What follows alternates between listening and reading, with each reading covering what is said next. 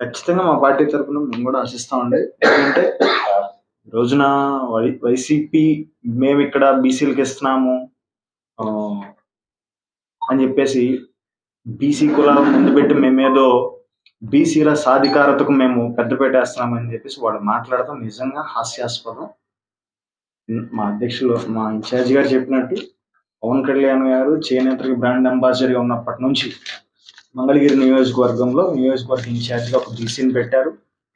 తదనంతరం ఎన్టీఎంసీ కార్పొరేషన్గా ఒక బీసీని పెట్టారు. నియోజకవర్గంలో ఎన్నో పదవులు ఈ రోజున బీసీలకు ఎస్సీలకు ఇచ్చి మా పవన్ కళ్యాణ్ గారు బీసీల ఎస్సీల సాధికారతకు నిజంగా పెద్దపీట వేస్తున్న వ్యక్తి పవన్ కళ్యాణ్ గారు, జనసేన పార్టీ. ఇందులో భాగంగా ఈరోజు రాష్ట్ర శ్రేయస్సు కోసం పవన్ కళ్యాణ్ గారు, జనసేన పార్టీ, టీడీపీ పార్టీ పొత్తుల్లో వెళ్తున్నాయి.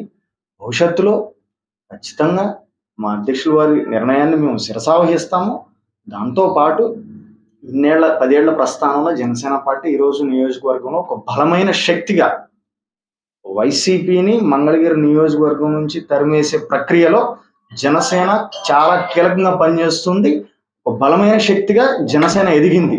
అందులో చిలుకూరి శ్రీనివాసరావు గారు మా నియోజకవర్గ ఇన్ఛార్జ్, వారి నాయకత్వంలో 10 ఏళ్ల జనసేన ఎంతో బలమైన శక్తి ఎదిగింది. కాబట్టి అందులో ఎలాంటి ఇది లేదు. భవిష్యత్తులో మేము కూడా ఒక నియోజకవర్గంలో జనసేన పార్టీ తరఫున ఆశించడానికి అవకాశం ఉంది. అంతిమంగా నిర్ణయం మా పార్టీ అధ్యక్షుల వారి నిర్ణయమే. మా శిరోధార్యంగా మేము, మా ఇన్ఛార్జ్ గారు, పార్టీ నాయకులు, కార్యకర్తలందరం మేము భావిస్తాము. ఇంకొకటి, ఆర్కే గారి రాజీనామా ప్రజలను ముద్దుపెట్టే ప్రక్రియలో భాగమే, వైసీపీ వ్యూహంలో భాగంగా మేము పరిగణిస్తాం.